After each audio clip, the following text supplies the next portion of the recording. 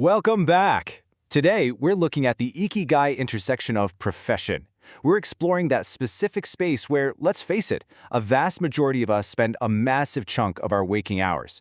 It's an absolutely crucial piece of the overall Ikigai puzzle. So what actually is your profession in this framework? Well, it's the intersection of what you're good at and what you can be paid for. It's that exact meeting point where your hard-earned competence finally meets your compensation, right? This specific intersection is essentially the highly celebrated path to success that we've all been taught to follow since day one. You know the formula. Step 1, go to university. Step 2, learn a valuable, highly marketable skill. Maybe that's accounting or marketing or engineering. And then step 3, secure a good, solid job. And by checking all those boxes, you achieve what society basically calls paper success.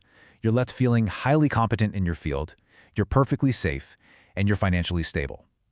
For a lot of people, this feels like the ultimate destination. I mean, it pays the bills, it puts a roof over your head, and it provides a great deal of comfort. But here is the danger. While this sounds like the ultimate goal, it actually very often becomes a massive emotional trap.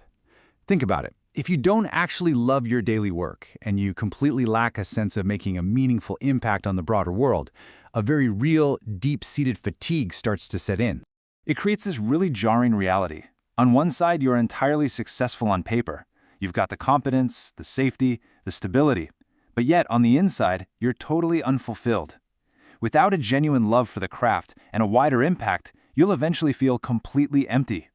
You're just going through the motions in what essentially becomes a very comfortable cage. Which leads us to the ultimate question we all need to ask ourselves. Look closely at your own life right now. Are you currently stuck in just a profession? How do we combine all four of these areas to break out and achieve true Ikigai? Well, in our final explainer, we're going to reveal exactly how to escape that comfortable cage and implement true, holistic fulfillment. You won't want to miss it, so we'll see you there.